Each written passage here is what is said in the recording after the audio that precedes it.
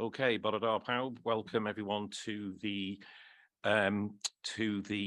Cabinet meeting today, the 26th of July. Just a reminder, this meeting has been webcast, and with the exception of any business that the Cabinet resolves to exclude the press and public because of likely disclosure of exempt information as defined by the Local Government Act 1972. So we'll go to item 1, apologies. Do we have any apologies today? No apologies. And is the Chief Executive able to join us online? Yeah, excellent. Thank you. Yes, I am online. Thanks for joining us. Thank you. Thank you. Do we have any declarations of interest in relation to the items? Members will be aware of the requirement under the Council's Code of Conduct to declare any personal or prejudicial interest in respect of any business to be considered at today's meeting. Such interest should be declared now or as soon as the councillor affected becomes aware that they have a personal or prejudicial interest in the business. All members declaring an interest are required to state clearly what the interest is and to advise whether it's a personal interest or a personal and prejudicial interest as defined in the Code of Conduct. Any member declaring a prejudicial interest is required to leave the chamber for the duration of the business and can take no part in the proceedings. Members with a personal interest only may take part in the debate and any vote. If a personal or personal and prejudicial interest is declared today that has not previously been disclosed and recorded, the councillor concerned will be required to complete and sign a declaration of interest form, which is available either from the staff here today or online. Thank you, Gary. Does anyone need to declare an interest either in the room or online? Councillor German. I need to declare a personal interest in item 8. I have 2 children who attend Prestatyn High School. On a similar note, very similar note, I need to declare a personal interest in agenda item 8. My daughter also attends Prestatyn High School. Apologies, we will go to urgent matters. I have received notification from Councillor Mark Young. Mark, you're here today, thank you. In relation to a question around care home costs. Mark, I've got to go through the formalities before we go ahead. So I'm going to ask Gary to explain the statutory requirements for bringing an urgent question, and then we'll move on from there. So Gary, can you explain the procedure? And it's statutory, Mark, it's the law, the legalities before we move on. The legalities are that we're not supposed to consider anything that's not on the agenda. The Constitution does provide that members who are not on Cabinet can ask a question about a matter that's not on the agenda, provided they give 3 working days notice of their question. My understanding is that the question didn't arrive with the requisite period of notice, but as chair of Cabinet in your position as leader, you do have discretion to allow a matter if you consider that it's sufficiently in the interest of the Cabinet and the Council to take it. But constitutionally, there should be 3 working days notice. Provision about the nature of the question itself.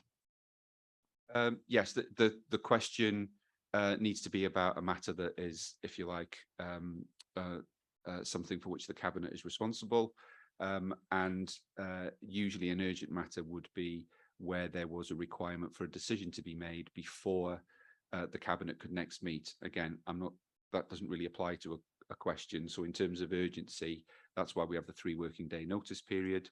But as I said, you do have the discretion to allow the question should you wish to do so. Okay, thanks, Gary. So that's cleared up the legalities. Mark, I'm going to let you in. The 3 days weren't met, and it's an important topic. I'm glad you raised it. But it's a question on our existing policy and ongoing policy, which people may or may not agree with. There's channels to challenge that policy, but it doesn't require a decision today. Having said that, I've read the question, and I'm happy to exercise my discretion to let you come in on it. Okay, so do I need to ask members in the room and online, do they need to declare any interests in relation, because the declaration of interest with the agenda as it was set out?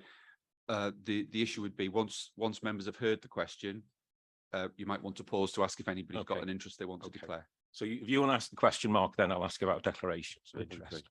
Okay, thank you, Chair, and sorry about the late question, but thanks for giving me the chance. It's really appreciated because, as you say, it's really important. So, Cabinet, you'll be aware of the press across Wales and more recently North Wales regarding care costs paid by local authorities. Last month, Gwynedd Council Cabinet voted to increase fees for nursing care by 25%, and now also Anglesey have agreed to increase its fees also by up to 25%. And I'm told Conway and Wrexham have also conducting reviews on funding levels. So due to these recent reports as mentioned, my question after the above being raised in the press and to me personally, I'm going alone, the councils are moving away from the regional approach on care funding. Where are Denbighshire regarding this, as I feel response today by Cabinet will be helpful and appreciated by elected members, residents and of course care providers. Talking about, thank you. Okay, thanks, Mark. Before I go to the lead member, and we have Nicola, the lead officer here, does anyone need to declare any interest in relation to the topic on care homes? Okay, Ellen. Thank you for your question, Mark. I am aware of the recent press regarding care fees in North Wales, and I do welcome this opportunity to address this issue and to clarify Denbighshire's position. So each year, Denbighshire County Council sets the fees in advance of the next financial year for externally commissioned residential and nursing care packages, specialist care homes, domiciliary care and supported living schemes. This isn't a unilateral decision. It is done in collaboration with the North Wales Regional Care Fees Group and in consultation with providers. So broadly following this regionally agreed methodology, a decision was taken in January of this year to increase the fees and to pay the real living wage. So this meant for the 2022-23 financial year, from the previous year's fees, there was an increase of 6.96% for residential care homes, 10.15% for EMI residential care homes, 7.04% for nursing homes, 10.21% for EMI nursing homes, and 8.12% for domiciliary care. Letters had been sent out in February to providers outlining the proposed fee increases, and meetings had been held to discuss this. Whilst many of our providers had welcomed this, concerns had been raised about increased costs, such as fuel cost increases are affecting domiciliary care, the increase of groceries, utilities, and insurance affecting care homes, acknowledging the reliance some had placed on the Welsh Government's temporary COVID-19 financial uplift support, which has now been taken away, and as well of course, the cost of further retention and recruitment challenges. So therefore, a further decision had been taken in June of this year to recognise this current challenge and to provide an additional uplift to the current fees. And just as a side note, I would like to add that this was before Gwynedd and Anglesey had publicly announced their fee increases. So this means for residential and nursing care home fees and specialist care home fees, a decision was taken to increase the CPI from, I think it's 3.1% in September 2021 to 7% in March this year. This is reflecting these inflating costs. For domiciliary care, a decision was taken to apply an additional 50p rate to all hour-long calls, which is half the £1 an hour, which had been supplemented by the Welsh Government for the whole of 2021 to 22. And to increase the cost of increasing the half-hour calls by 50p in recognition of provider feedback and reduce productive time between the shorter calls. So this has been backdated to the 1st of April, and letters had been sent out on the 21st of June to providers confirming this, and it had been welcomed by many. If I could just read a response from one of the providers to you, it reads, "I just wanted to thank you for the additional component to the uplift for 2022 to 23. It is very positive that you were able to respond to the points raised by providers and is appreciated. Please pass on our thanks to others involved in the review." The most important note that I would like to add today, as I think it is necessary for members to be aware of, as well as residents, is that Denbighshire has always maintained the position with all of our providers that if they are having particular difficulties, we would meet with them and undertake an open book exercise. So to reiterate this, The offer is there for providers to meet with the council if they are having financial difficulties, so long as they justify the need for additional support by opening their books. So to summarise, as I am conscious that's been quite a lengthy response, but I do think it's important to consider the context when comparing figures, as our social care market is significantly different to that of Anglesey and that of Gwynedd. So with that in mind, Denbighshire has been reviewing this issue and has provided fee increases that reflect our local pressures. And I know that Denbighshire will continue to work with providers and the North Wales Regional Care Fees Group as it now begins work to determine the care fees for 2023 and 24. Thank you. Okay, thanks, Ellen. That was a very comprehensive reply. Thanks very much. Thank you. So for me, the takeaway from that is if there's a care home struggling, the offer's there, the door's open, come and talk to us. I'm not going to take this for debate. We've got the full agenda to get through today. Mark, is your question, having said that, is there anything you want to come back on? No, and it's a very thorough response, and thank you for that. And I guess the challenge is now the regional approach will have to be reviewed because 2 councils have gone on their own. That's work in progress. Well, thanks for the response, Jock. Okay. Thank you. Thanks for the again, question, Chair. Mark. Thank you. Okay, so we'll move on to perhaps the item with the longest title I've ever known in the years in local government, the review of cabinet decision relating. Oh, sorry, I was so looking forward to that long item, but I've got the minutes. So minutes to the cabinet meeting on the 28th of June. So if we can go through pages 1 to 8 for accuracy. Page 1, 2, 3,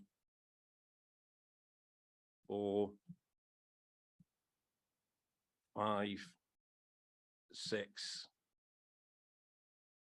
7, and any matters arising from the minutes of the meeting of the 7th of the last meeting. Is that Hugh? Sorry, I've got Hugh Williams in front of you. Thanks, Chair. Just briefly, on page 8, the levelling up discussion we had last month. As you're aware, the criteria has now changed.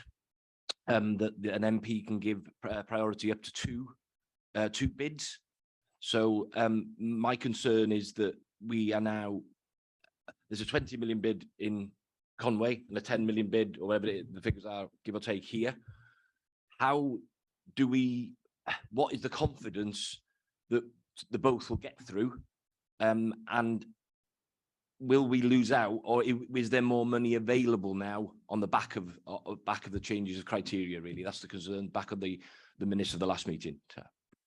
Okay, Hugh, I think you raised a similar question last time. It's a good question. The answer to which, off the top of my head, I don't know. There's a discussion I think we should have with Emlyn and perhaps Gareth. So if you want to email Emlyn, copy me in if you like as well. We'll have that. We'll have that discussion. Okay. I mean, the change of policy would have perhaps avoided the discussion, shall we say, that we had at the last cabinet. But yeah, nevertheless, there has been a change of policy. So yeah, if you want to email Emlyn, copy me in, we'll have that conversation. Okay.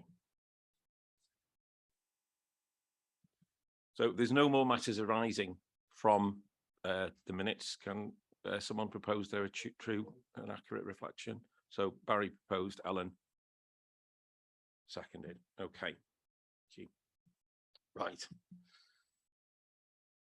Agenda item 5, the review of the cabinet decision relating to the proposed scheme of delegated decision making for land acquisition, freehold and leasehold for carbon sequestration and ecological improvement purposes. Very long-winded title, as I say. This is a topic that straddles the council before and after the election, and indeed the cabinet before the election and after the election. So there was a decision made by cabinet in February in relation to the acquisition of land for the purposes of Denbighshire meeting its carbon reduction levels. And there was, following that, there was a call in from the chair of community scrutiny, Hugh Williams. Really pleased Hugh's joined us here today. Hugh's joined us at the cabinet table. Before I go to Hugh, though, I think Rhiann is leading on this. So if I can go to Rhiann for some more background.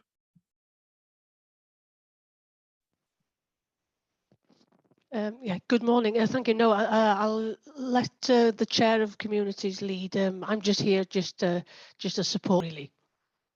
Okay, so Hugh, do you want to outline what the concerns were from your scrutiny committee and why you called this in? Thank you, Jason. Thanks, Hugh. Yeah, thank you. And I'm glad you introduced this document, not me, on the day today. So yeah, as you've just said, I don't want to go into too much detail on the document, and you've read it, you've seen what's inside it. This was a cabinet decision made in the previous cabinet in February, and some of the members, including myself, weren't quite happy with what was being proposed, and we felt it should come into scrutiny to be scrutinized.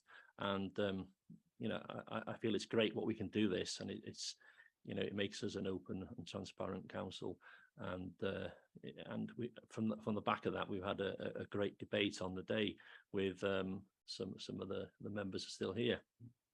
So if we just go to the recommendations on page 16, starting with 3, I think what a lot of the concerns were on the day is what there wasn't any discussions with the farmers unions, the federations of young farmers, and so on. So I think that's one of the proposals or recommendations we're putting through as well. And the delegated decisions we felt were unfair. We thought that the local members should be informed, and that the local mags, they should be involved in the decision as well. And just going on, it's been again in the cabinet, going back to the cabinet decision back in the February, it was disclosed that grade 1 land would be exempt from the purchase of such land. We don't have much grade 1 land in Denbighshire. It's not what we're against this scheme, it's just getting what it works for everybody, that we're open, transparent. We're not land grabbing. That was one of the words which were used, and that we're not putting other potential young farmers at a disadvantage of us as a government buying the land. I for one, myself, outside the group now, are working closely with the AONB on a parcel of land near Corwen, which I have informed the local member what they can purchase to put trees on. So it's not, we're not against it. It's just, we just want to get it right for the residents of Denbighshire. So it's fair, transparent, and everybody hopefully is happy on that. So happy to answer some questions. March was a long time ago, so be gentle. Yeah, and a lot's happened since then. Okay. Thanks, Hugh. I'm grateful for that. What I'll do is I'll open it to discussion for cabinet members to make any contributions they may make, and that might be in the form of comments, contributions. But you've heard Councillor Hugh Williams, as chair, has said he'll be happy to take questions as well. So I'll open up for debate, and if anyone wants to ask you a question. Gwyneth? Diolch Arweinydd. Diolch Hugh. Dwi'n cofio bod yn cyfarfod yma, a mi oedd yna drafodaeth diddorol iawn. A yn bersonol dwi'n cytuno y gallen ni fel cabinet ail ystyried y penderfyniad gwreiddiol gan gymryd i ystyriaeth be oedd y pwyllgor craffu yn ei deimlo. Yr un pwynt sydd gen i ydy fod yn yr argymhellion yn fan hyn, 3.2, Felly, cytuno i ail ystyried y penderfyniad gwreiddiol, iawn, ond yr ail neu'r rhan ola o'r frawddeg cyn adolygu'r penderfyniad bod y cabinet yn, a wedyn mae o'n rhestru pethau da ni'n gytuno iddo fo cyn gwneud yr adolygiad. A swn i licio newid y geiriad ar hwnna. Fel, does ddim lot o broblem gyda cydweithio gyda undebau ffermwyr ac yn y blaen, ond cytuno i newid geiriad y cynllun penderfyniadau dirprwyedig, dwi'n meddwl ystyried newid y geiriad, achos dyna ti'n ofyn i ni wneud ydy ystyried. Felly, swn i jyst yn licio yr pwynt 1, 2, 3, 4 na bod heini i gyd yn hollol glir na ystyriaethau ydyn nhw, ddim rhywbeth da ni'n cytuno iddyn nhw cyn gwneud yr adolygiad felly. Dwi'n siŵr bod fi'n hapus ar blaid y grŵp a bod ni'n cadeirydd i chi trafod unrhyw newyddion da chi eisiau rhoi o fewn y fama heddiw.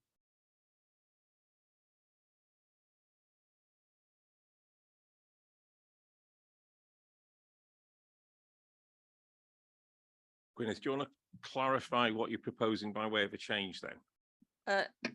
Yes, I mean, so I have the agenda in Welsh, so I will read it in Welsh and propose the changes in Welsh. Mae'n iawn wneud yn Gymraeg gyda.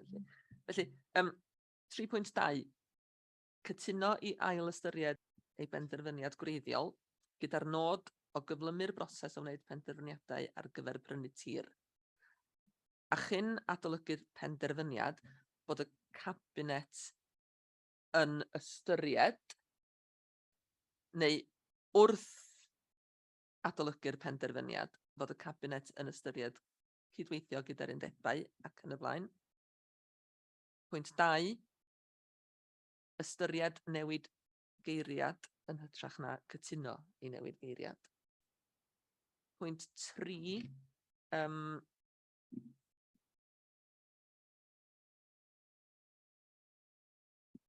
ystyried y gellir cynnal adolygiad ar yr adeg briodol.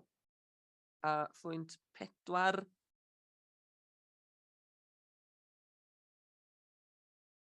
ystyried gofyn am wybodaeth fanwl. Yr unig beth dwi'n poeni amdano fo ydy fod yr eitema yma yn ystyriaethau yn ystod yr adolygiad ddim yn bethau sydd wedi cael eu cytuno arnyn nhw cyn yr adolygiad.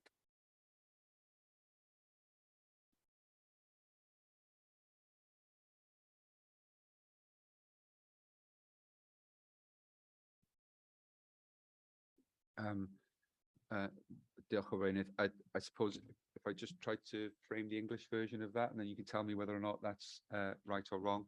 So in terms of the recommendation, 3.1 will be as is. 3.2, Cabinet agrees to reconsider in its original decision, and as part of that reconsideration, will consider and take into account the matters raised in paragraphs 3.2, little 1 to little 4. So what you're doing is you're agreeing to reconsider the decision and to take into account and consider the items raised by scrutiny as part. Remove any reference to, such as in the Welsh version, point 2 would be cytuno i newid geiriad, so agree to change. I'm saying remove that. Yes. Yeah. Because we don't agree to change. We might agree to change, but that's up so. to the, So what I'm suggesting is that what you would be doing as part of your review, you would consider the matters set out in small 1 to small 4. You're not committing to agreeing; you're committing to reviewing. And just on a broader point, just for anyone who's viewed the meeting, how call-in works is that when a decision is made, scrutiny committees can call that decision in, and they can consider it and make a recommendation back to Cabinet. Cabinet is not duty bound to abide by that recommendation, but you are obliged to take it into consideration before reviewing your decision. You are entitled to say, no, we're not going to review the decision, but on the basis that the proposal is that you'll just take into account those recommendations as part of that review. And I think that's the purpose of Councillor Ellis's amendment. So essentially, Gary, the changing of the wording wouldn't change the practical procedure process anyway, would No, it? so No, the change in the okay. wording would just say that Cabinet agrees to reconsider its original decision, and as part of that reconsideration, will consider and take into account the recommendations made by scrutiny set out in Roman 1 to Roman 4, and then you would have a report back at a later date on that review, at which point you would be able to take a new decision. I think that's. Thank you. I'm just scared of the timescale. What sort of timescale we're looking at this? I thought there was a pressure for timescale rather than having to bring it back in future. Is that what you're saying, Gary? Well, I think if scrutiny is recommending that as part of the review, the council needs to work with farming unions and the Federation of Young Farmers Clubs, then clearly there's a timescale to that, because you've got to give people an appropriate amount of time to respond, and then you've got to take into account those responses. So Cabinet may want to set a target on that, but you may want to hear from officers. I know that we have the Climate Change Programme Manager on, as to what the practicalities would be around that timescale. I think they had a timescale for this going live. That's where I'm coming from, Gary, rather than debating what the council said. I'm not sure what the timescale was of going live with this project. Yeah, if you could bring the officer in there. Yeah. You may want to ask Jane Hodgson to give you some indication around timescale. Jane, thanks for joining us. You've heard the debate. Can you assist on the timescale issue, please? Good morning. There isn't a firm timescale. The sooner we can put things into place, the sooner we'll be in a position to act more quickly if land becomes available.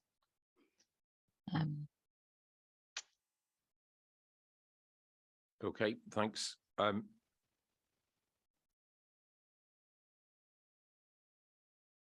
So just discussing this with legal officer, and this is a suggestion that we bring this back in October. Happy with that, Hugh? Yeah, I'm happy with that, Chair. Thank you.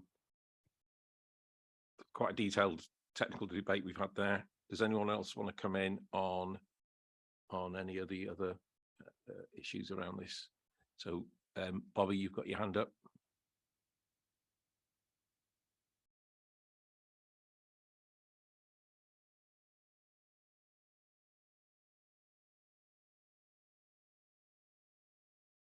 Sorry. Thank you very much. As I recall, this was all done because of our commitment to carbon sequestration and ecological improvements.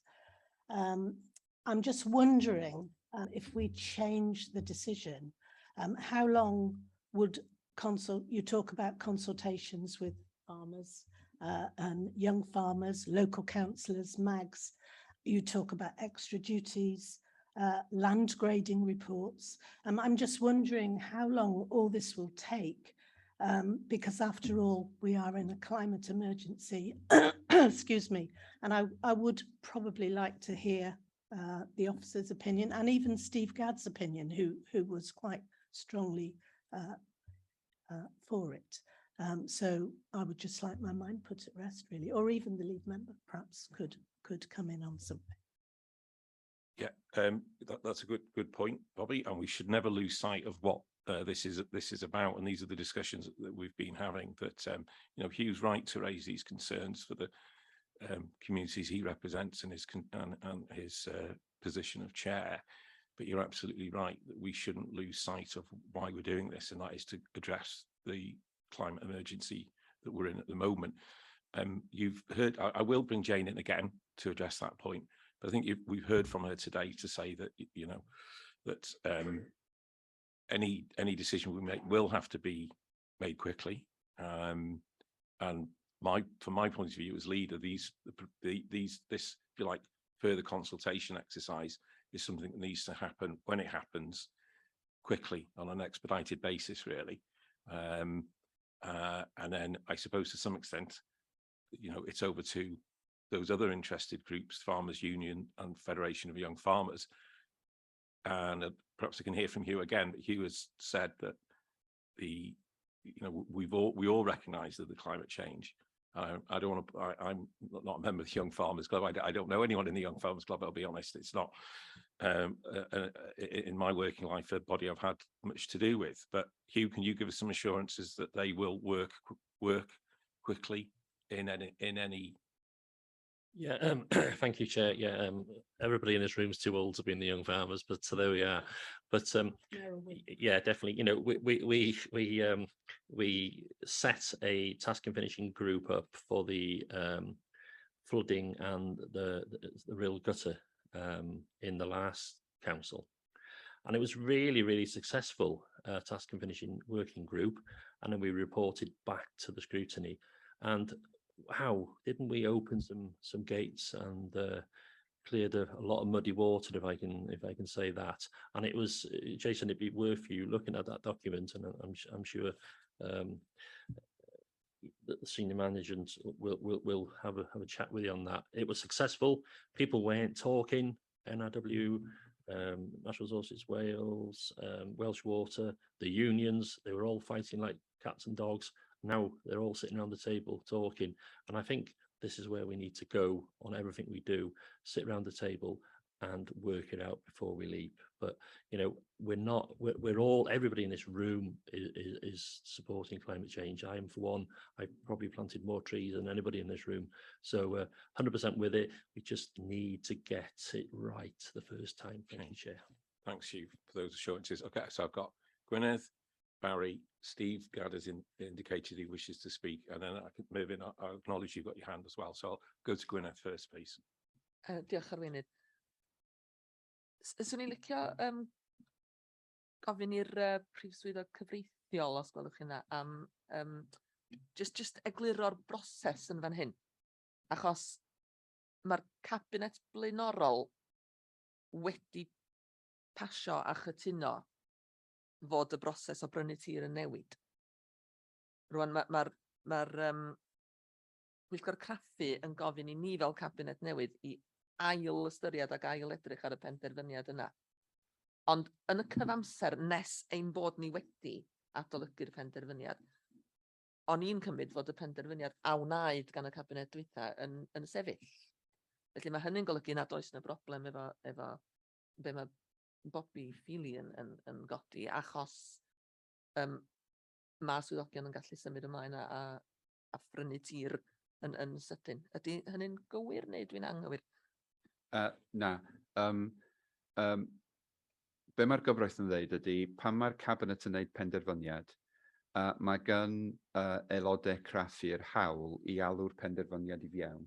Maen nhw gorfod roi rhybudd o'r alw i fewn, diarwyddo gan 5 o aelodau sydd ddim ar y cabinet. Ac os da ni'n gael y rhybudd o alw fewn, da ni'n cael gweithredu'r penderfyniad. Mae'r penderfyniad fel yn cael ei gohirio tan mae Pwyllgor Craffu wedi cael siawns i ystyried y mater a trafod y peth. Wedyn, os mae'r Pwyllgor Craffu yn trafod ac yn penderfynu bod nhw'n hollol hapus i'r penderfyniad gael ei gweithredu, dyna'r diwedd ac gael ei gweithredu. Os maen nhw'n gwneud argymhellion yn ofyn i'r cabinet ail ystyried, mae'r penderfyniad dal wedi cael ei gyhurio tan mae'r ail ystyried wedi cael ei wneud. So, be oedd y penderfyniad yma oedd just newid dipyn bach o'r proses o gwmpas prynu tir. Da ni dal medru prynu tir, ond da ni gofod mynd trwy'r prosesu sydd gynnon ni cyn y penderfyniad yma. So, be da chi'n cytuno wneud ydy ail ystyried y penderfyniad, ond wrth wneud hynny, cymryd i fewn i ystyried rhai o'r pethau mae Pwyllgor Craffu wedi rhoi yn yr argymhellion. Da chi'n cytuno wneud nhw, da chi'n cytuno cymryd nhw i ystyried, a wedyn yn wrach mis Hydref, byddwch chi'n wneud penderfyniad newydd.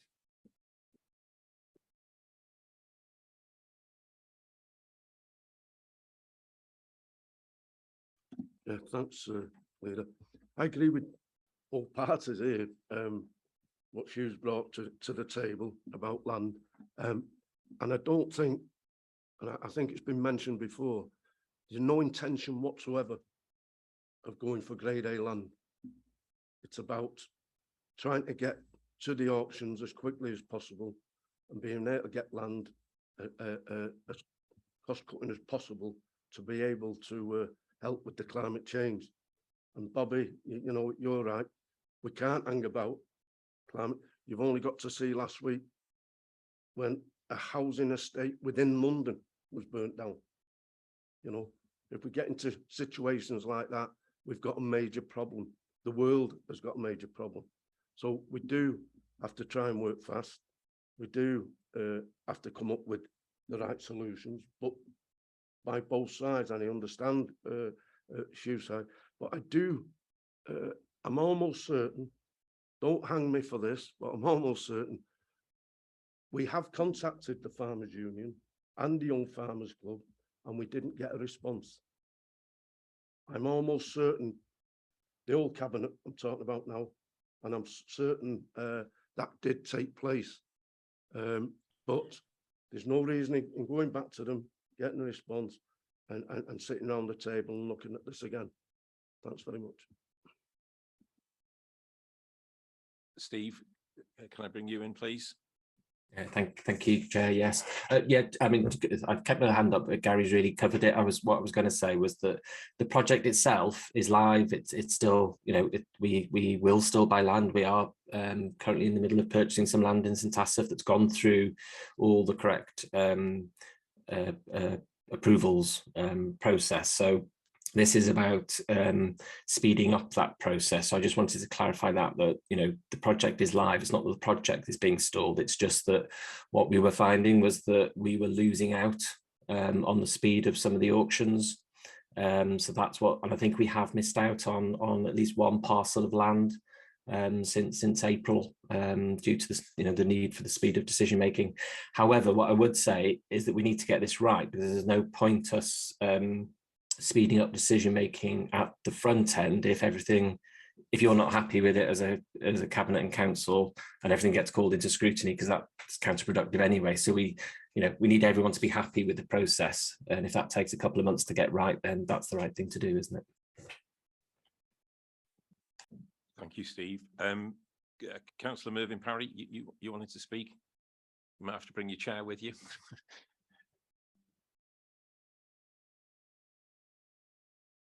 Thank you, Chair. Just a brief one, really. On page 16, 3.2, the small 2, agree to amend the wording of a proposed scheme where actually consulting with the local members and the local mags. Like Hugh's mentioned before, I don't think anybody was against anybody with the planting of the trees. It's just keeping people informed in the local area of what's happening, because although, you know, grading, I mean, that's what I do. I'm an agronomist. I look after land, and, you know, we haven't got much grade 1 land in the Vale of Clwyd, possibly maybe 50, 70 acres. But it's what's important is that we're not actually on where we were coming from, really, was that if there's a piece of land that's going up for sale, and I know that it goes up for auction and you have a short time and window for that to happen.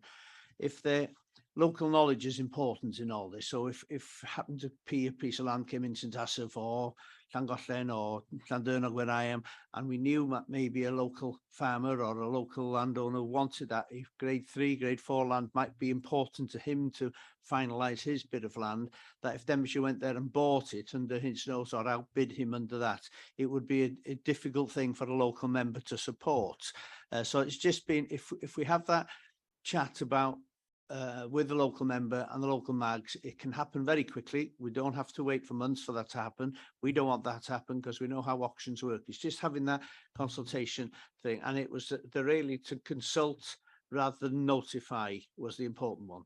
That I think rather than being told was to have the consultations. That's all it was, Chair. Thanks, Mervyn. And you've heard the debate in relation to what Councillor Ellis has said. And Merv, as a representative of that community, are you happy with that? Yeah, okay.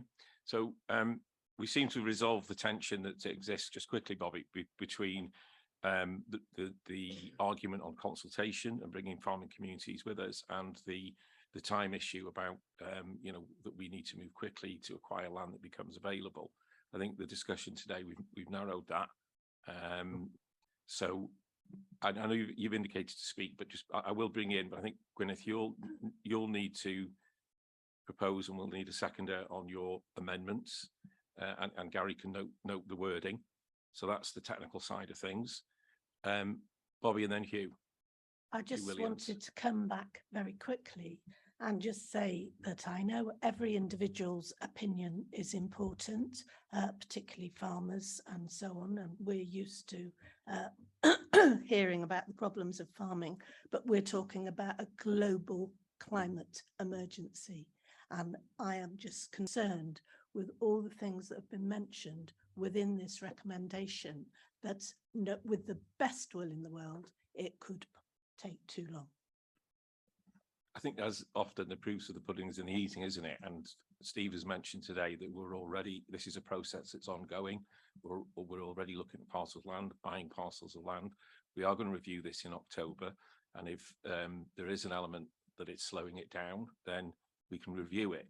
If it isn't, and we're bringing those communities with us, as Steve Gadd has said, we've got to get it right and get that balance. And we're looking at that balance. I don't know whether other members want to come in, but I think that there is a tension. You're absolutely right, and the bias should be towards our carbon reduction targets. But as Steve has said, and there's discussions, it's important we bring people with us. If there are delays, then we might have to review this and say, well, okay, you know what, we're just going to go ahead and do it. So that's the tension, isn't it, and the balance. Hugh, do you want to come in? Thank you, Chair. Great discussion, and it's thank you for let me have the opportunity to come today to represent the scrutiny panel. We mustn't forget food security. We're 2 weeks off. Our shelves and supermarkets have been emptied as well. I hear what Bobby says. I'm on board. We're all in this together. We are. The parcel of land in Corwen in question, which was introduced by myself to the OMB, I've been told that could take 6 months to buy. Maybe we should start looking internally at speeding up the process. But obviously, I know it has to be valued and district valuer, but maybe we could look at that as well. Thank you, Chair. Thanks for the time. Ari? Yes, absolutely. Yeah, I think there's a balancing act here, isn't there?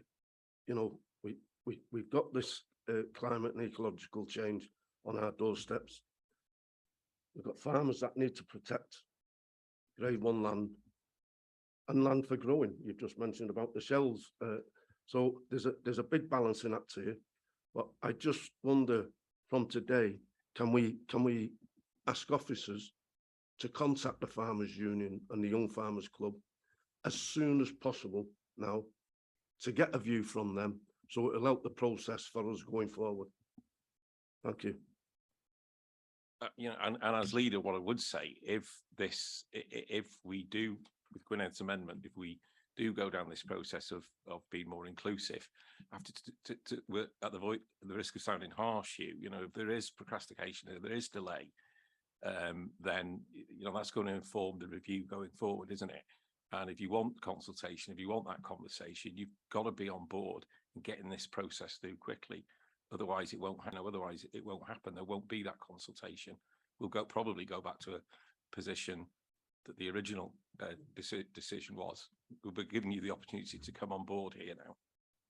Yeah, 100% on board. And if you want us to start up a task and finishing group with the said people in question, happy to do.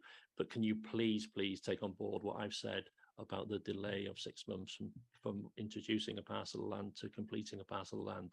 We're talking about stopping here till coming back here in October, where the parcel of land in question, which I brought to the table, is taken in the region of 6 months. So it's already broken. We need to fix that as well, if I can say that. Thank you, Chair.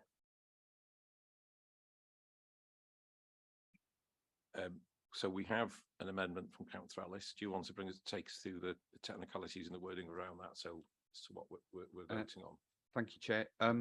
Yes, just to be clear, again on the process, the previous cabinet made a decision. It was called into scrutiny. That decision is suspended from being implemented until such time as the scrutiny call-in has been considered. The scrutiny recommendations are that the cabinet reconsiders the decision, and the recommendation that is before you now, subject to the amendments, is that 3.1 is fine. 3.2, that Cabinet agrees to reconsider its original decision with a view to expediting the decision-making process for purchasing land, and that as part of that review, you will take into account and consider the matters raised in paragraphs Roman 1 to Roman 4, and that you will ask officers to bring you a report back on that review to be considered by Cabinet in October. So just to be clear, that means that whilst officers can continue to buy land under the existing processes, the expedited decision-making process is still suspended until such time as you can reconsider it. Okay, just so everybody's clear about what they're voting on. If you want to drag this out, we've got to get it right. Hugh and then Emrys. Happy to set up a task and finishing group in September if you want, from community scrutiny. Rian's probably screaming at me there, but if that helps and we could deliver back in October. Well, I think that's probably a discussion to be taken, because Cabinet can't decide what scrutiny does. So that's a separate conversation that may or may not be part of this review. But what Cabinet is doing is it's asking officers to bring a report to it in October so that it can reconsider the decision, and it will take into account the responses that have had from any consultation, and it will take into account those items in subparagraphs 2 to 4 in order to frame a decision, which will either be to confirm the original decision or to make a different decision. So on the outcome today, I will take that back to chairs and scrutiny on Thursday and hopefully set up that on, depends on the outcome of this today. Emrys, if you can be quick, time's ticking Ie, on, we need to sydyn deal iawn, with the next dim ond- amendment. Dim ond deud mod i'n eilio'r cynnig mae Cynghorydd Ellis wedi wneud, bod ni yn gwneud y newidiadau fel sydd wedi nodi, ac bod ni yn mynd ymlaen rwan yn ysbryd y drafodaeth sydd wedi bod heddiw, a bod yr ymgynghori yn digwydd o heddiw, a wedi digwydd cyn hyn gobeithio o dan y cabinet dwytha, ond bod ni'n parhau ac ymgynghori a phawb sydd â diddordeb yn y mater hwn, sy'n cynnwys yr undebau llafur amaethyddol a hefyd Permyr Ifing a Thir Feddianwyr. Hapus iawn i eilio, diolch yn fawr.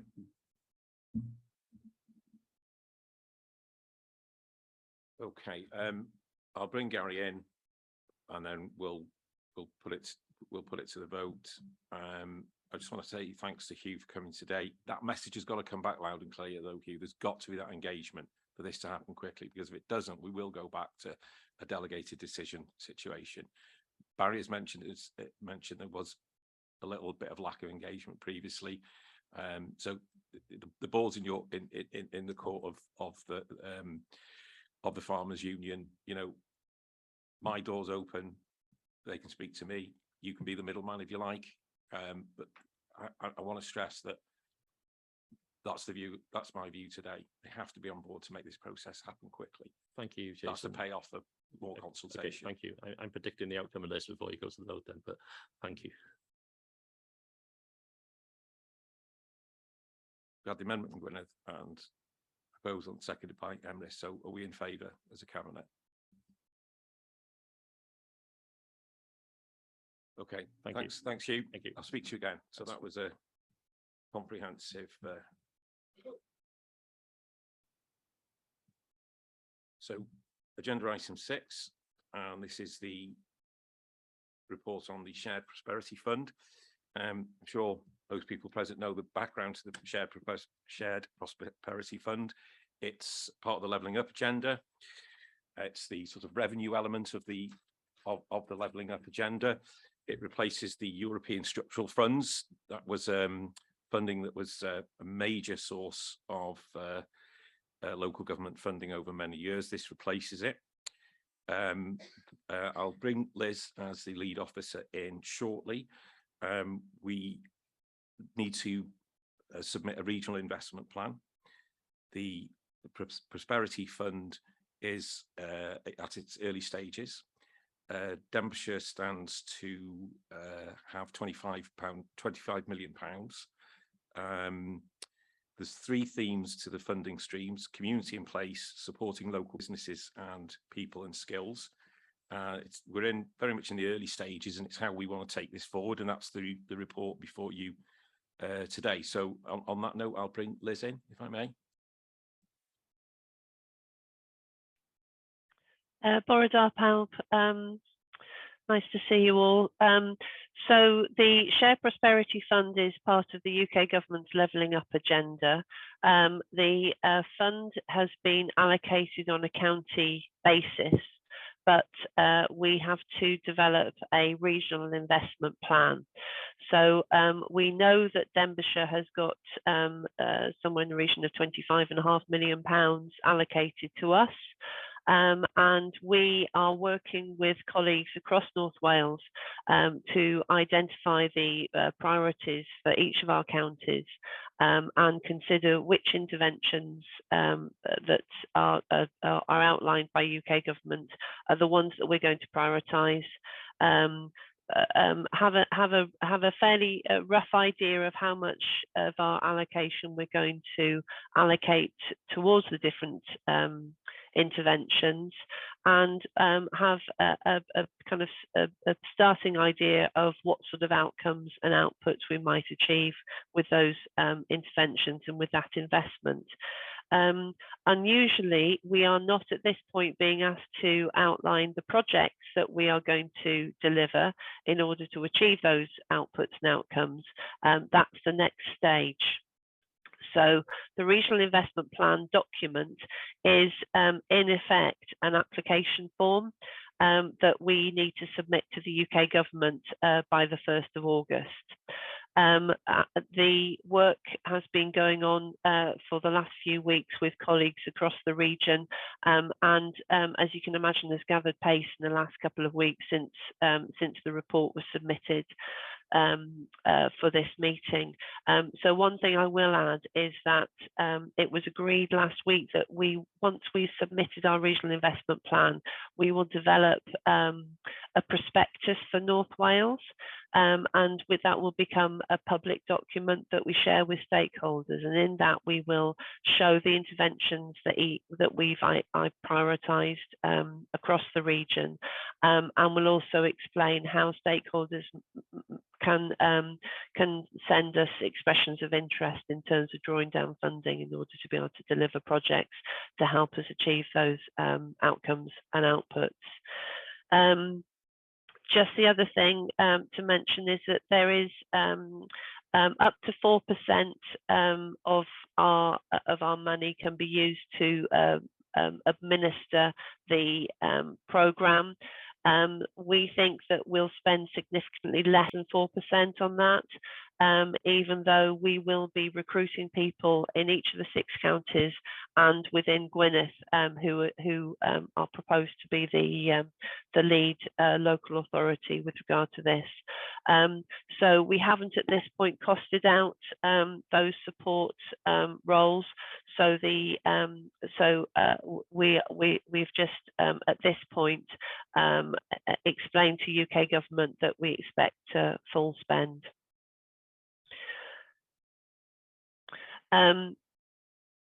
The other thing to note is that the regional investment plan requires a regional partnership structure and a local partnership structure to oversee the delivery of the programme. Some counties already have partnership structures that would fit the bill, so they'll probably use those structures to oversee the programme. In Denbighshire, I don't think we've quite got the partnership structure that would fit the bill, so we do need to set that up. That partnership group doesn't have any governance per se, that's down to the council, but it assures stakeholders that we're engaging appropriately through the delivery of the programme, and it assures the UK government that we're engaging appropriately as well. So I just wanted to outline that, and the latest discussions were that we might just bring the chairs of those groups together on a quarterly basis to inform the regional element of the delivery. as you can tell, hopefully from the report and from my description, this is something that we're learning as we go along. It's a new process, it's a new structure, but we're feeling confident that we'll be able to hit the ground running once UK government has signed off our investment plan. There are a number of decisions that I'm asking Cabinet for today, and I can come to those. Or would you like me to open up for questions first? Should we open up for questions? Any questions from the Cabinet on the Shared Prosperity Fund? Harry? Yeah, thank you for that, Liz. One question, can some of this money be used to back up the programmes that we've already set out for the Levelling Up Fund, or has it got to be kept separately? They're separate programmes. So the Levelling Up Fund is a capital fund, and Shared Prosperity has an element of capital but is largely revenue. So one of the things that we'd like to do is use Shared Prosperity to maximise the impact of the Levelling Up projects. So if there are any if there are any revenue projects that could be brought to bear to any of the capital projects in Levelling Up, then we get best value for, you know, we get best maximum impact of those Levelling Up projects. So we wouldn't use Shared Prosperity to mop up anything from Levelling Up necessarily, but they are part and parcel of the same programme from UK government. So there's no hard and fast rules about that.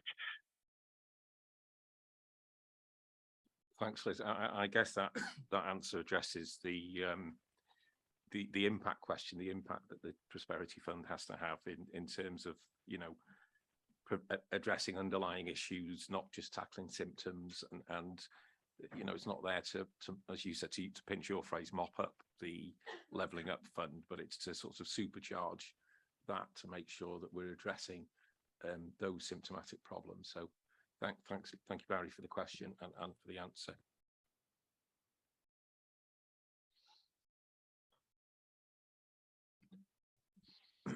I noticed, Liz, in the report, you talk about needing some staff to recruit some staff in order to support this funding project.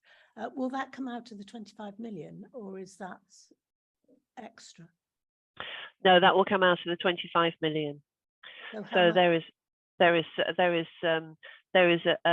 up to 4% of the 25 million we can use to administer the fund. We don't think we'll use that much either locally or across the region, but the projects will need to we're expecting to fund from that 25 million pounds things like commissioning officers, some finance support, etc., that are more about delivering the project, but it will all come from within the fund. Thanks. So to that extent, Bobby, I think that sort of answers your self-answering question. There will be a cost in staff. The UK government has deemed that 4% of what we're going to get is enough. So, I mean, I don't want to reopen old wounds, but this is indeed, you know, one of the difficulties, choosing my words carefully here, in that this is a funding stream that we are having to engage with because there's no other show in town post Brexit. I'll leave it at that. Yourself, Mark. Thank you, Chair. Just a question for Liz, really. As I read the paper, there seems to be a lot of regional activity being done, but very little locally. And the question I want to answer myself is, well, what is our priorities? If this train is the only train in town, as you say, Jace, we need to get make sure that we're ready. So it comes across in the paper that there's a lot around the structure, but not actually much focus on what we're going to go after for our bucks, if you know what I mean. I don't want to preempt Liz's answer, but I guess that's indicative of where we are, that it is the regional investment plan. That's the first step. And then we're going to drill down deeper. But sorry, jumped in. No, that's fine. Yeah, the paper focuses on the structure because we're asking Cabinet to support the proposals with regard to the regional lead, etc. But I would say that actually the way we've been developing the regional investment plan is bottom up rather than top down. So we've been looking at what our local priorities are and what we would like to deliver locally first. And after that, we will look to see where we have priorities in common with neighbouring authorities and where it might be more efficient or more impactful to work together across sub-regionally or regionally. But it very much comes from the local needs in the first place. Just to give you some assurance also, there are three pillars of this fund. There's people and skills, supporting local business and communities in place. The way we're thinking currently, just over 40% of the investment will go into the communities in place theme. So that's very much about local communities and investing in local communities. So I hope that gives you some assurance, Hugh. It gives me some assurance, but obviously you know a percentage of where you want to invest the money, but we don't know the details of that yet. But yeah, of course. What I'm probably asking in a roundabout way is, what is the role of the elected member in this process in getting to that decision of where the money is spent in our communities? I don't see that in this structure really. Yeah, no, that's fair comment.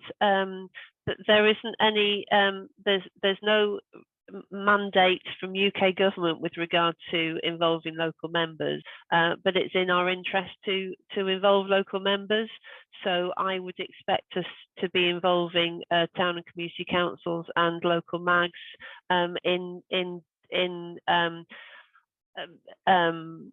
in promoting the opportunity to bid, to submit an expression of interest, and also in terms of identifying those projects that we want to prioritise going forward.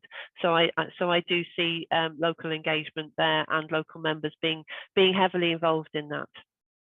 I'd just add to that, and to answer your question, Hugh, that there's a process, and we just it's what we bring to the table as local members. We need to work on this. Again, at the risk of it getting political, you've talked about community councils and county councils not being engaged.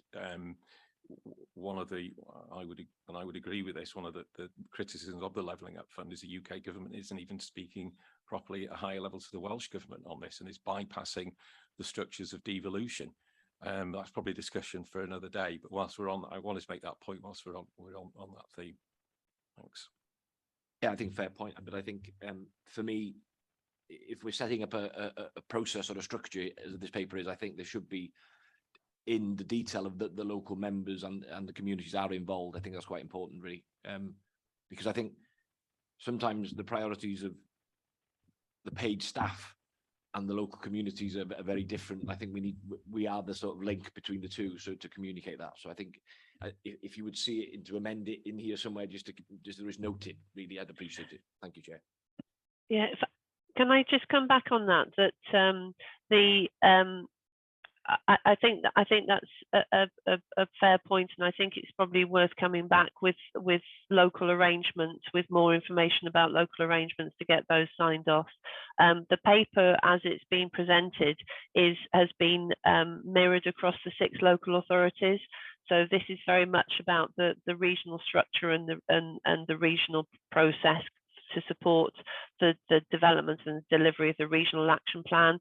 But I think that there's very good reason to come back with more detail about how that might work, how that might be how it might be supported locally. And in that, I'd outlined the local partnership group as well and their involvement. So I think that's a fair comment, and I'd be happy to come back with that if members are supportive of that. Yeah, I mean, to address your point, Hugh, and just to carry on from Liz, I mean, that member engagement for all of us is very important, and that's really the next step. That will be the next stage, and Liz can present on that, and we can all engage in that process. But right now, this paper is the plans for the regional structure going forward. Okay. If there's no more questions, and I'm looking at the screen as well for those zooming in. I apologise, you did have your hand up before. I do apologise. No, that's fine. And I won't be too political, but I'll just make the point that reading the documents, it's quite clear that the funding being done in this way makes it more challenging. And what worries me is when the funding's done in this way, there's clearly a crossover in responsibility and existing targets. So how are Welsh Government going to be involved in this? Because I know we will try to work with them, but there's some big questions here when you're touching on education, when you're touching on targets for the environment. How is that going to work? Because it just doesn't feel right. And if you're going to devolve power, you should be involving that nation more. Excellent point, and I agree with you. And that's, this is probably a debate for another day, not around, the paper before us on how we're progressing the regional investment plan. There are discussions on, I've seen a letter from Welsh Government, which is they're unhappy about the bypassing the constitutional devolved, and you've mentioned it yourself in education. It's a conversation for another day, I would say. Okay, and I'll ask it, for this to move on, it needs to be sorted out. Otherwise, at some point, it stops us, doesn't it? So it's great the money's coming, but it will stop us. So I hope that is sorted. I'll leave it there. Okay, thanks, Mark. Can I just add to that, Jason, if you don't mind? We are working closely with WRGA and Welsh Government colleagues so that we have some read across for all the regional investment plans for Wales, we're working closely with Welsh Government to make sure that we're making best use of the funding, we haven't got duplication going on, and that we're filling the gaps where we can. And also in terms of identifying the outcomes and outputs that we want to achieve, we're reading those across from existing targets that we've got from various strategies and plans that we have in place. So it's challenging, it's difficult, it's complex, but we are keeping those conversations going. Rhys, apologies. The screen is quite far away from where I'm sitting, and I'm relying on it. Say when hands are up. Iawn, diolch yn fawr, Mr Arweinydd. Just I ategu beth ddwedodd Liz ac I ateb cwestiwn cynghorydd Hugh Hilditch Roberts, mae gweithio gyda cynghorau cymuned, cynghorau tre a cyngor dinas yn un o flaenoriaethau'r cyngor yma, ac mae o'n un o gyfrifoldebau aelod y cabinet.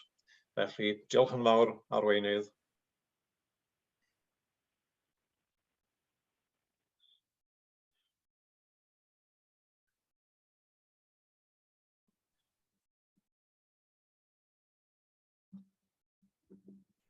Okay, there's no further questions. Again, it was an interesting discussion, and I think we've talked about the report before us, the mechanics of the investment strategy and how we're going to deliver.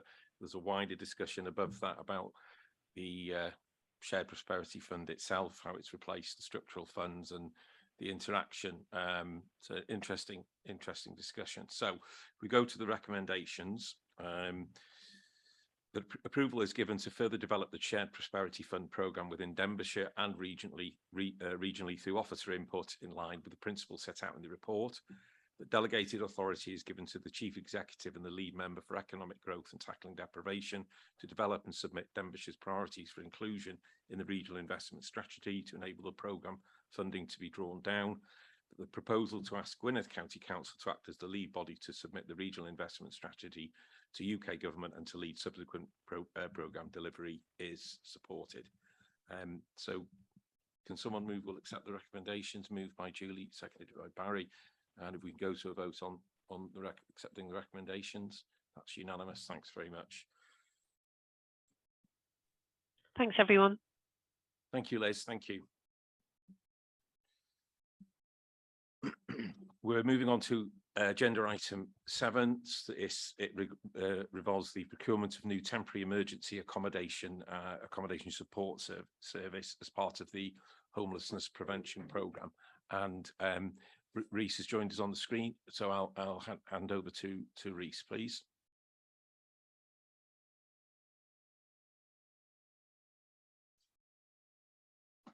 Rhys, you're on mute.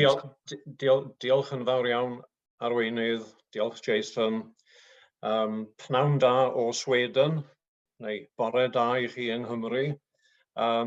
Dwi'n falch iawn cael cyflwyno y papur yma i'ch sylw chi. Fel pob awdurdod lleol arall yng Nghymru, mae nifer fawr o ddinasyddion yn Sir Ddinbych yn ddigartre ac mewn llety dros dro, llety gwely a brecwast. Mae'r nifer wedi cynyddu dros y blynyddoedd. Dydy bod mewn llety gwely a brecwast am gyfnod hir ddim yn dderbyniol I unrhyw un ohono ni. Mae hefyd yn ddrud iawn I gadw pobl mewn llety gwely a brecwast. Yn dilyn y gwaith da a wnaed yn ystod y cyngor diwetha, mae swyddogion Sir Ddinbych wedi bod yn gweithio ers hir I gael y rhai sy'n ddigartref I ddod allan o llety gwely a brecwast dros dro ac I mewn I lety sy'n barhaol, sy'n ei paratoi I fynd yn ôl I gartre parhaol. Dwi'n siŵr bod ni gyd yn gefnogol o hynny. Mwyn gwneud hyn, mae angen iddynt dderbyn cymorth I leihau risg bod nhw'n mynd I fynd yn ddigartref am yr ail dro. Mae angen i'r gefnogaeth sy'n cael ei roi iddyn nhw fod yn gynhwysfawr ac ar gael dydd a nos. Felly, mae'n fwriad, os ydy'r cabinet yn cytuno, I gynnig contract sydd yn para am 5 mlynedd, a mi fydd hyn yn cael ei fonitro'n gyson. Contract I roed cefnogaeth cynhwysfawr 4 awr ar hugain I bobl sydd yn dod allan o'r llety gwely a brecwast. Rwy'n gefnogol iawn o'r cynllun yma sydd wedi bod ar y gweill ers rhai blynyddoedd. Ac dwi'n teimlo bod ni'n agos iawn at fedru symud ymlaen. Felly, os oes gennych chi gwestiynau am hyn, dwi'n falch gweld bod na swyddogion yma sy'n barod I ateb eich cwestiynau chi. Dwi'n gweld enw Nigel ar y sgrin yn fanna, enghraifft. Felly, diolch yn fawr am gael rhoi'r cyflwyniad, a oes gan unrhyw gwestiynau. Diolch yn fawr.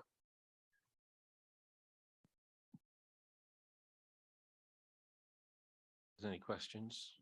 No. And outside of cabinet, Bobby?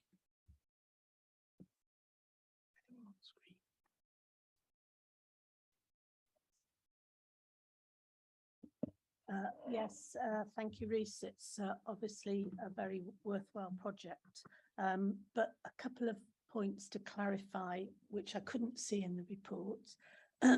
This is a scheme, I gather it's somewhere between 9 and 10 million over the time. I just wondered how many have you worked out it will help? And is it at the expense of others who may be waiting for houses? I noticed the funding is coming, part of the funding is coming from the HSG delivery plan. Where are there plans across Denbighshire? And the other thing I would like clarified is how long is temporary? Is there a set number of weeks, months?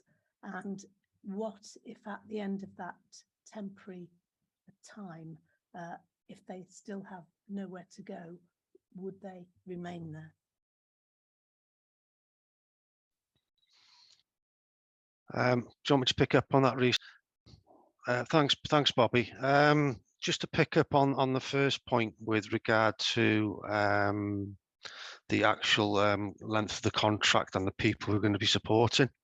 As it is at the moment, we currently have approximately 185 households in temporary emergency accommodation.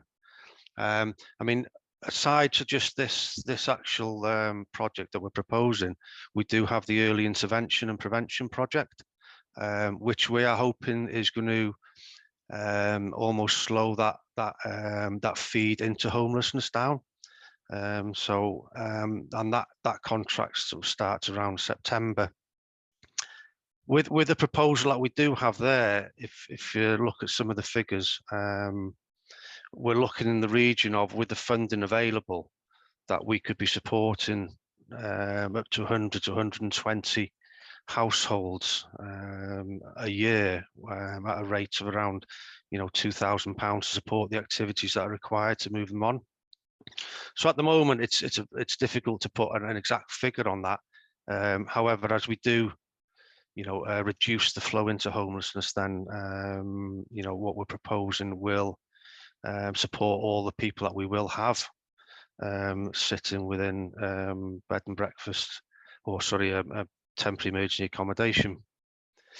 With regard to the length or the expected time spent, I mean, part of our rapid rehousing plans which we're developing is that we make that as brief an experience as possible.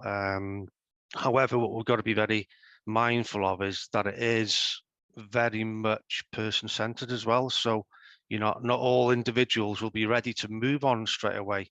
There could be some that, for whatever reasons they are within temporary accommodation, and some of the issues that they're facing, that they may well need to stay in longer. So it has to be, on a case-by-case scenario, really. Sorry, what was the third element of that question, Bobby? It was where it was whereabouts across Denbighshire. Okay, as it stands at the moment, I mean, predominantly most of our temporary emergency accommodation is in the north of the county, and mainly in the Rill area. I mean, we have obviously identified Epworth Lodge, which is in the process of that's going through tender now for the renovation works. And it's very difficult to, I mean, and I know we do have a county-wide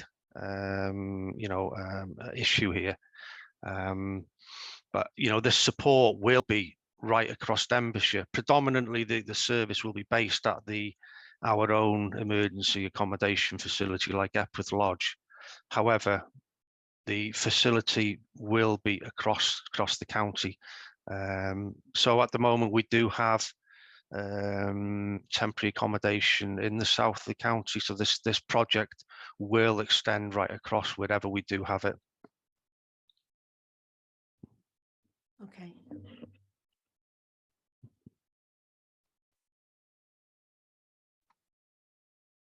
Any more questions from looking at the screen? Wyn? You may be on mute, Wyn. Apologies. Nigel, you mentioned that we've got, properties in the north and the south. Roughly how many have we got that will accommodate all these people?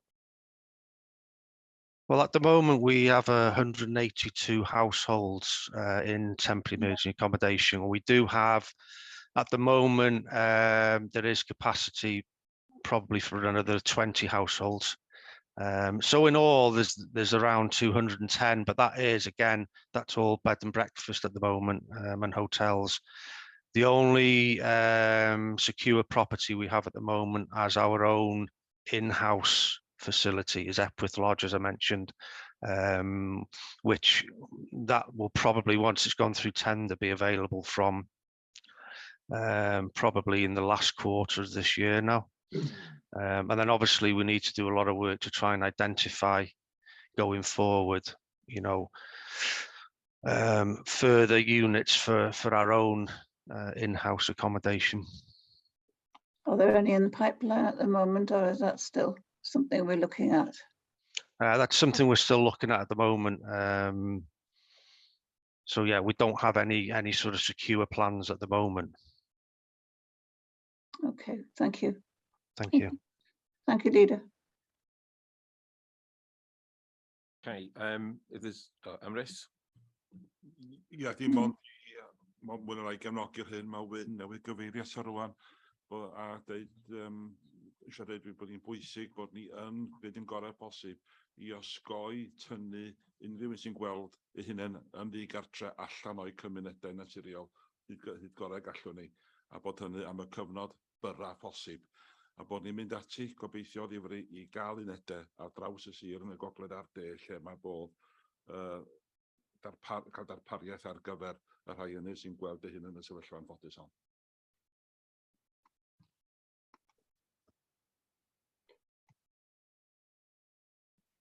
Okay, thank you, Emrys. Okay, I think those figures are quite sobering, really, and illustrate the real need for this project to go ahead. So, on that note, Rhys, can I ask you to go through the recommendations for Cabinet then?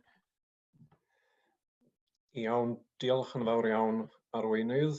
Yr argymhellion pwynt 3, 3.1, bod y Cabinet yn cymeradwyo cychwyn y broses gaffael fel sydd wedi nodi yn atodiad 1 y ffurflen gomisiynu, ac argymhellion 3.2 bod y Cabinet yn cadarnhau ei bod wedi darllen a chymerwyd yr asesiad lles i ystyriaeth atodiad 3, lle mae'n asesiad o effaith ar les ar gyfer cynllun cyflawni'r grant cymorth.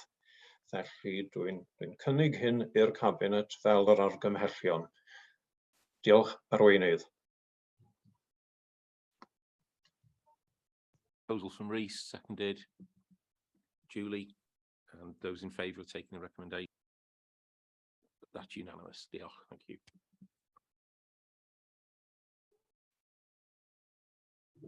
What comfort break, or do you want to crack on?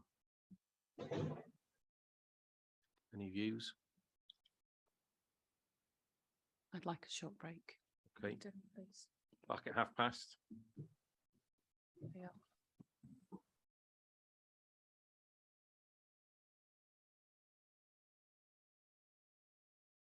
Okay, thanks everyone. Welcome back. Continuing with the agenda, we are on agenda item 8, the Sustainable Communities for Learning Band B. I'll hand over to Councillor German, Lead Member for Education, on this report. Thank you. Diolch yn fawr, arweinydd. Cynghorydd Jill German ydw i, aelod arweinol dros addysg, plant a theuluoedd ydw i, a dwi'n dysgu Cymraeg. Hoffwn i gyflwyno yr adroddiad heddiw, bydda i'n troi i Saesneg rwan. Thank you, Leader. I'm Councillor Jill German. I'm the Lead Member for Education, Children and Families, and I'm learning Welsh. I'd like to present the report today on Sustainable Communities for Learning, formerly known as 21st Century Schools, and this is about Band B. So this report considers the findings from a review by the Modern Education Programme Board, and it looks at the prioritisation process that was used as requested by Council in January 2022. The request was made following a notion of motion, which originated from concerns over the condition of Prestatyn High School. I would like to speak more about Prestatyn High School following the presentation of the report and question from members, Leader, if I may. So I would like to come in at the end. But for now, I'd like to hand over to Geraint Davies, who's Head of Education, to present the report. Diolch. Bore da. Yes, as Jill, Lead Member, has mentioned now, is that I think it was on the 27th of April, possibly, that the Modernising Education Board did meet to look at the at the sort of determination of priorities for the Band B of the Sustainable Communities for Learning. It was at the request of the council that we looked at this. Piece of work was undertaken because obviously we accept that there's a large number of schools that require investment. You know, we have got 55 school buildings varying in age from you know, being relatively young to being older in building terms, and you know, there are a number of them that require a degree of investment. However, the funding we have is what we have. So obviously we need to prioritize that funding where the need is greater. So we have worked with the buildings department, with the engineers and the surveyors who have re-looked at the sort of prioritization for the spending of the Sustainable Communities grant, which is the Band B. And I am not the expert in buildings, I have to say, but they do look at things like, you know, decorations, furniture, windows, doors, sanitary services, electrical services, conditions of walls, ceilings, everything like that. And then they come up with a judgment of A, B, C, or D. So A being good and D being bad. And as part of the work undertaken at the request of the council, it was to look to make sure that the assessments were accurate. The assessments were a true reflection of the education estate, and the outcome of that piece of work was that the prioritization was correct, and that the schools earmarked for Band B investment were the ones with the highest need. There is a bit more detail in the appendices, but you know, I won't labour the point. I won't go on and on. So you know, we're happy, and James Curran is on the call remotely, who will also be able to go into sort of greater detail if required. Thank you. Thank you, Geraint. Diolch yn fawr. So I'll open this to debate. Are there any questions or comments from Cabinet? Harry? Yeah, thank you, Geraint. Yeah, right. This is the second out of money that we've had for the schools. Is there any murmurs that there'll be another round of money coming forward after this tranche? Yeah, well, obviously the first, you know, Band A was very, very successful, and you know, we're embarking on the Band B proposals now. If I had a crystal ball, I would be able to answer accurately, possibly on a Band C.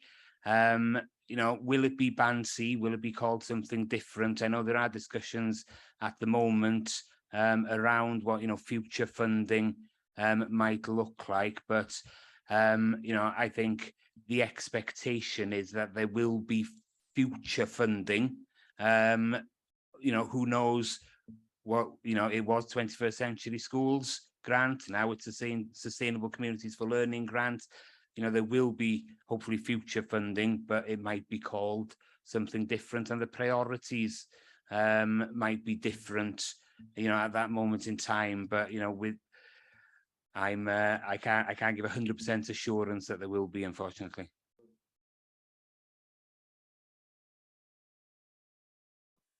Diolch yn fawr. Dwi'n ddechrau well i mi ddatgan diddordeb, achos mod i'n sylweddoli dydy hwn ddim yn canolbwyntio ar unrhyw ysgol yn benodol ag eithrio ysgol uwchradd Prestatyn. Mi rydw i yn llywodraethwr ar gorff llywodraethol ysgol Penhyfryd.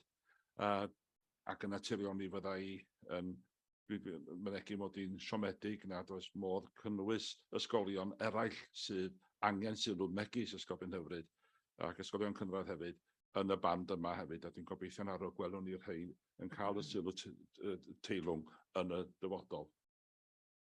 Yn hawn e gynnu wrach cyfra ychwanegol, fatha band ec. Mae Cynghorydd Barry Melo wedi awgrymu wrach oes bydd ego fel eto.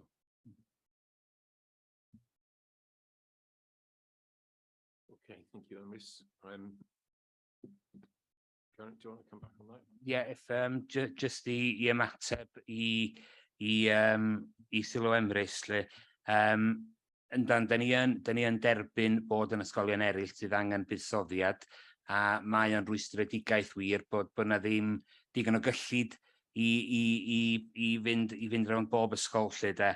Ond beth ni yn ddeud ydy mae yna ffynonella eraill o gyllid yn dod gan Lywodraeth Cymru. Yn y blynyddoedd dwytha, da ni wedi derbyn Buildings Maintenance Grant, sydd wedi bod yn eitha sylweddol i'r awdurdod, a wedyn da ni yn defnyddio ffynonella eraill o gyllid sydd yn dod, sydd yn ychwanegol i gyllid band B, i drio ymateb i anghenion yr ysgolion eraill sydd ddim yn cael y buddsoddiad mawr yma drwy band B.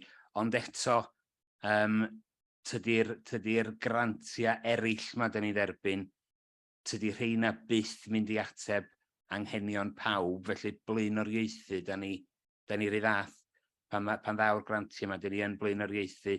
Yn ddiweddar, da ni wedi blaenoriaethu ar labordau cemeg a ffiseg mwyn codi'r safon yna lle. Felly fel y daw na gobeithio fwy o gyllid gan Lywodraeth Cymru ar gyfer gwahanol brosiectau, mi nawn ni ddefnyddio'r arian yna i drio ateb anghenion pob ysgol drwy roi chwarae teg i bawb hefyd lle.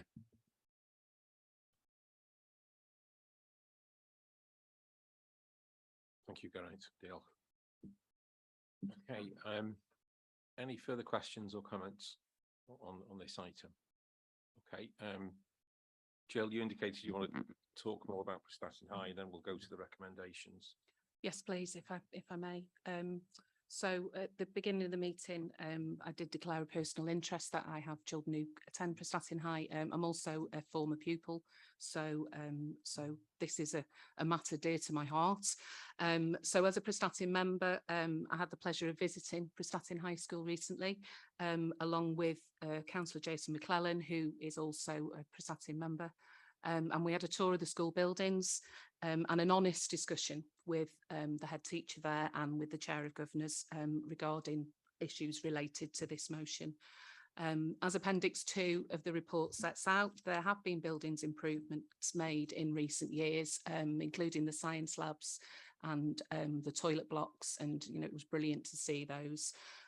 However, there are agreed works that remain outstanding, and immediate priorities still to be addressed within the 5-year programme of investment developed with school and local members in 2017.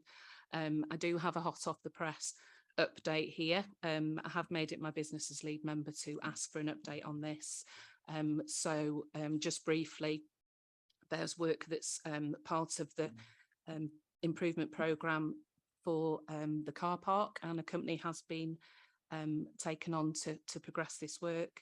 The covered walkway that features in Prestatyn High School's plans is moving forward, and there doesn't look to be any issues there from a planning perspective, which is which is great. And accessibility in the school, which was flagged up as a major concern when we visited, is on the forward work programme for buildings, and it will be progressed as soon as possible. And I will be keeping an eye on that from this moment on. So as a new lead member for education and also now a member of the Modernising Education Programme Board, I will be making sure that we push forward with agreed works at the first opportunity.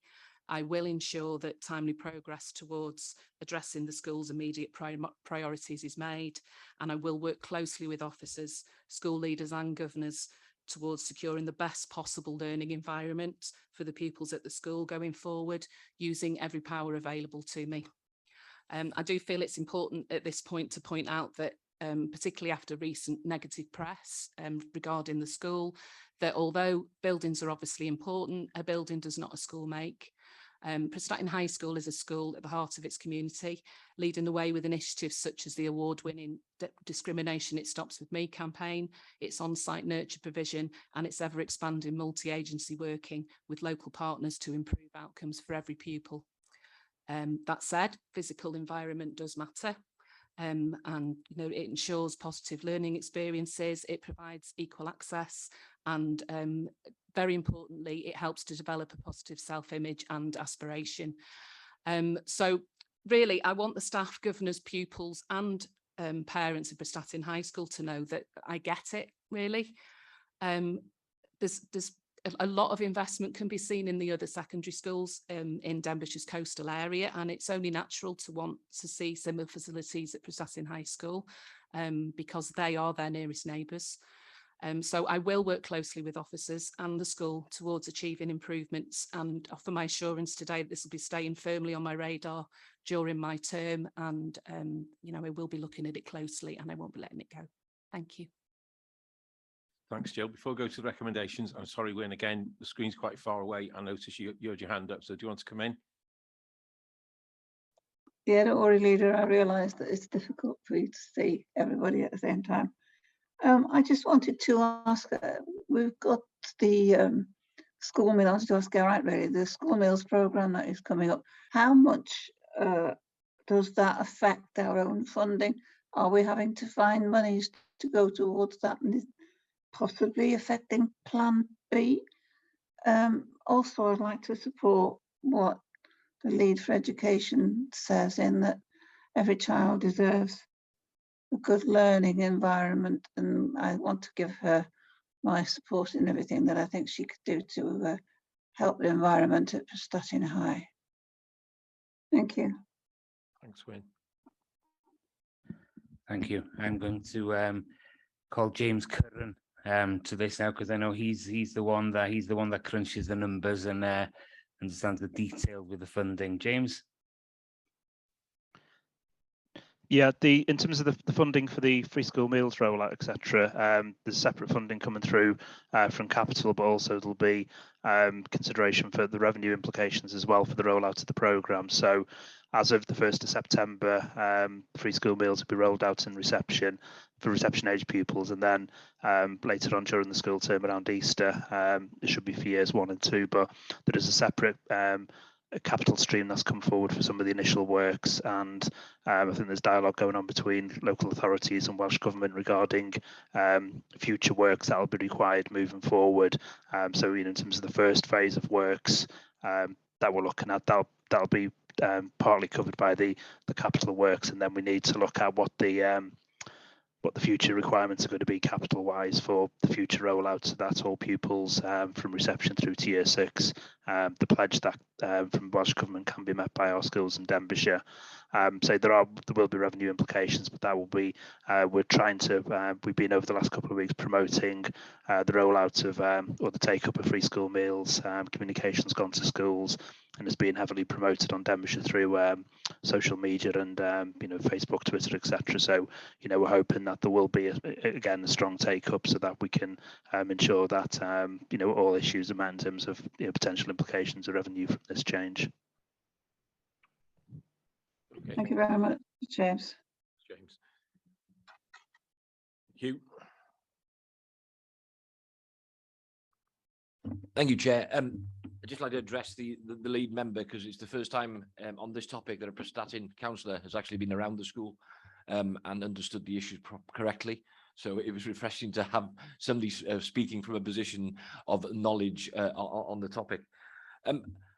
I think I want to make a point which I suppose as a backbencher I can make it easier, which is what I wouldn't want the council to become is a lobbying of motions for investment in my backyard school. Along with what Jill has just said, I can make the same case for YMWNEUD in Rhythm, because there are room with damps, that are roofs falling in. There's this in a number of our schools. But what this revisit of this piece of work does is actually back up that the process we have is a fair and a true process, that actually We have the priorities right. We've double checked it after 5 years and it's still right. And for those of you serving your communities, it is frustrating when you are being asked about the school. You know, I'm in a situation in Rhythm where we have 2 newish primary schools, but we have an older one which needs addressing, but that was addressed years ago when the other 2s weren't. So it is a balancing act. So I just want to say really, I'm glad this has come back. I'm glad that the process has come to the conclusion it has, because that's what I defended at the time. So I think we can have confidence in our processes that we are in the right place. So diolch. And to extend from that, Hugh, we don't want to be using this as a political football, which perhaps may have been done in the past. I'll actually, Not from anyone in this room. No, not for anyone in this room, but it was on December when it was on a motion, and I was waiting at home, and the chair decided at 2 o'clock to cancel the meeting, and I was ready. But I had a month to cool down, so it was a different reply a month afterwards. Jill, did you want to come in? Yes, I do. So thank you, Hugh. I'd really appreciate your comments, and I know that this was something that you worked hard on at the time. So I just want to say that I completely agree that the comments that I've made regarding Prestatyn High School are very much based on the programme that's already been put together. It isn't looking at, well, you know, it's my children's school, so therefore I'd like this, this and this. You're absolutely right. Every child in Denbighshire matters. And this process has to be fair and it has to be done correctly. And this report has shown that you know, everything went through the proper channels. We looked at the maintenance of the buildings in Denbighshire, and you know, it came out as it did. So I'm confident that the process was carried out correctly. And I completely agree that, you know, we don't want to create a culture where you put emotion together to get what you want for the interests of your area. I would just say on it as well that in discussions with Prestatyn High School, the press that surrounded that motion was negative, and the school was very wounded by it, really. And you know, it didn't represent their feelings on the matter and the good work that had already been underway, working closely with Geraint and with Denbighshire officers. They do want to see work progressing now, because obviously it's frustrating. We've had the pandemic. That's obviously caused issues, and you know, they're keen to get an update of where they are. But when I spoke to the head there and the chair of governors, you know, that they were supportive that Denbighshire were doing what they could for them. They just wanted an update, basically, where we're up to and what can we look at next. Accessibility was their biggest concern. They do have a teacher there who was recently had, you know, life-changing injuries that will be coming up soon. So that was their big thing they wanted to look at. But the school and I are clear that this process has to be fair, and you know, and I'm confident that it is. And any kind of monitoring and pushing forward of things will be on what the work that's already been agreed. I won't become a lobbyist for Prestatyn High. I'm the lead member for education, and I represent every child in Denbighshire. And as somebody who's been in education for a long time, it's very important to me to hold on to the mantra that every child matters. It's what's taken me through my professional career, and matters to me personally. So just want to reassure you, Hugh, that completely agree. And you know, it will be looking at things already agreed, and every school will have due attention. Thank you. Okay, thanks, Jill. And there's no further questions, and I'm looking at the screen as well. Do you want to take us to the recommendations? I will. Screen's just gone. No, it's okay. I've got them here. So the recommendations are that the committee confirms the view of the Modernising Education Programme Board that no significant change had occurred in respect to the condition of the school buildings, and that the current priority order of schools is still current and correct. Thank you. So that's a proposal. Do we have a seconder, Julie? Let's go to the vote on the recommendation. Okay, again, that's unanimous. Agenda item, and that is agenda item 9, finance report, and I'll hand over to Gwyneth.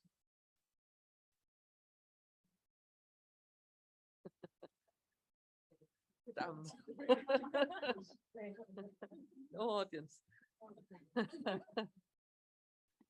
Reit, diolch Arweinydd. Mae'r adroddiad yma, da ni'n gofyn i'r aelodau nodi'r cyllidebau a benwyd ar gyfer 2022-2023 a'r cynnydd ar y strategaeth y cytunwyd arni. Fe welwch grynodeb o'r gyllideb refniw yn atodiad 1, y naratif o amgylch risgiau a gwahaniaethau yn atodiad 2, a safle cyfredol y cynllun cyfalaf yn atodiad 3. Ar y cyfan, dwi'n meddwl bod y sefyllfa gyllidol yn addawol, ond da ni yn cydnabod risgiau sylweddol oherwydd chwyddiant. Bydd y sefyllfa yma yn cael ei monitro'n ofalus dros y misoedd nesaf. A mi swn i'n hoffi gofyn rwan i'r prif swyddog cyllid, Steve Gadd, felu ar yr adroddiad, os gwelwch chi'n dda. Diolch, Steve. Diolch, Gwyneth. Bore da pawb, I think still, isn't it? Yeah. Yeah, so this is the regular monthly report. The last month obviously was a bit of a special one because it was the first one of the year, so we put a budget summary in there, and it's a bit more of a meaty report. This is the normal regular monitoring report. As Gwyneth noted in this report, there's no specific recommendation, so it is just an update, but I just wanted to highlight two things in the monitoring. One is obviously the position with children's services that has worsened since last month, and we monitor this closely. We've gone through a number of years where we've explained the difficulty with monitoring and predicting spend on children's services because it is such a demand-led service, and obviously when children need placements, they need placements, and finance comes, obviously we need to ensure value for money, but there's no question that we do have to provide them. So it's a very much a demand-led service, and just those numbers have increased this year. The need has increased, so obviously spend does increase as well. So we are monitoring it closely, and it will form part of the budget discussions in the autumn. So papers will be coming to the budget board to inform how we deal with this going forward. So it's just flagging that really, that it's it is an issue at the moment. The total overspend at the moment is manageable from contingencies. If it rose any higher, we would need to look at using base level reserves, which we do have available. But at the moment, that 1.9 million overspend, we think we can cope with that with contingencies that we put aside as part of the budget process, mainly because we put aside funding in the budget for ongoing impact of coronavirus, which obviously Welsh Government withdrew the hardship fund for local authorities, except for a few very specific items, such as the continuation of free school meal payments. So there's some specific items that are continuing, but the general funding is not there anymore. So we had to put forward some contingency just in case. It's really, obviously you're aware of what the coronavirus position is. It's a serious medical thing still, but financially, the financial impact isn't there anymore because we're not in lockdown position. So we can repurpose that if required, and we'll go through that later on in the year as and when we need to make those decisions finally. The only other thing in the report that I just wanted to mention was at 6.8, and this is just to confirm that we've allocated the contingency that we put in as part of the capital. This is actually funding that came from Welsh Government. It was unhypothecated, and it came in March. So the decision was made to allocate that to a general capital contingency. Prior to the election, it was also approved that the waste project, we would need some of that contingency for that waste, and the delegated approvals were approved as part of those final reports. I think it was actually in April that that report went. So we have actually allocated 1.2 million now from the capital contingency to the waste project. That doesn't need a specific recommendation because it's in line with what was approved as part of the last cabinet report. So it's just carrying out that action. We weren't quite sure of what that figure would be, so it's just reporting that at 6.8. That still leaves an element of capital contingency for other smaller projects, but actually the two big projects this year that we were concerned about, Queen's Buildings and Waste, We have let those contracts now, so we should be in a more comfortable position going forward. And then just finally, obviously this is the report as at the end of June. There's the recess in August, so the next report will be in September. So I just wanted to highlight some risks. Some of these risks happen every year just because we miss a month, and it's a very important month for some services. So I'll just go through a couple of them. So obviously the school figures, most school budgets run from September, and recruitment's going on for various teachers, etc. Teacher movements happen over the summer. So we treat September, October figures as quite key figures for schools. And obviously, so there's just a caveat with the figures that have come through for schools so far, but they're looking comfortable, and they're looking like they are using that funding from Welsh Government that was for COVID recovery. So in both sectors, both items, we're sort of pleased about the progress on schools, but just to flag that risk, that the real figures for the next academic year aren't known really till September. And the same sort of thing with school transport, which obviously has been a pressure in previous years. And until all those contracts are let, when we know the actual school numbers, we don't really know until September, October again what the figures for the rest of the financial year are going to be. Obviously, we've got estimates in, but there will be movement to those. So just flagging that one. There are other ones as well, like car parking, for instance. They rely heavily on summer tourism for a lot of their income. So we'll monitor that over the next couple of months. Children's will remain something we'll need to monitor really carefully. Gwyneth has already mentioned inflation, the impact of inflation, and obviously one of the key things for any public sector body, and local authorities know different to that. The key one is the pay offer and the pay settlement. So there's two elements to that, isn't there? There's the pay offer, which I believe has been made yesterday. And obviously, but that doesn't mean that is the settlement. So we'll need to look carefully and cost out that pay offer and use that as the monitoring basis, but recognise also that there's risk up and until that settlement is made with staff and unions. So that's all hot off the press. That obviously wasn't known when this report was done. So work is ongoing with that, and I'll report that back in September. But obviously that's a significant change that might happen between now and September. So just flagging some of those changes that might happen, really. Thank you. Okay, thanks. Thank you, Steve. Are there any questions, any issues we wish to raise for Cabinet? Lots of detail there, and in the appendices. Are there any, I'm looking at the screen, any questions from anyone who is joining us on Zoom? No? Okay, so Gwyneth, do you want to take us to the recommendation? Diolch RHYDD. Felly argymhelliad ydy fod yr aelodau yn nodi'r cyllidebau a benwyd ar gyfer 2022-23 a'r cynnydd ar y strategaeth y cytunwyd arni. Second that proposal. So we're just noting, do you need a vote? We're just noting the budget, and thanks Steve yet again for his presentation today. And obviously a reminder that this Friday we have a budget workshop, all member budget workshop Friday morning. Anything you want to say on that, Steve? Any heads up on that, or?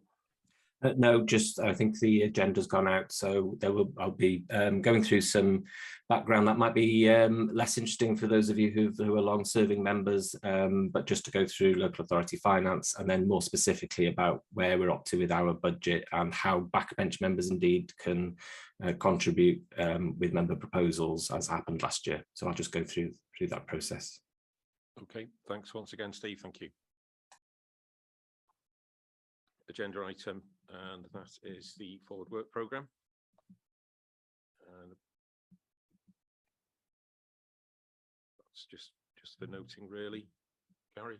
There's just a couple of changes, Leader, since this was published. So the item in September, number 4, Queen's Market Operator Contract Award, that slipped from September to October. There's an additional item for September, which is the creation of a nutrient management board for the River Dee catchment area. So that's going to come in September. And then today, I think you've asked for a report in October on the review of the delegated decision process for the purchase of land for carbon sequestration and ecological improvement. Okay, thanks, Gary. Are there any other comments on the forward work programme? And anyone who is joining us via virtually? No, okay, so that very much brings the meeting to an end. Thanks for everyone attending today. Thank you.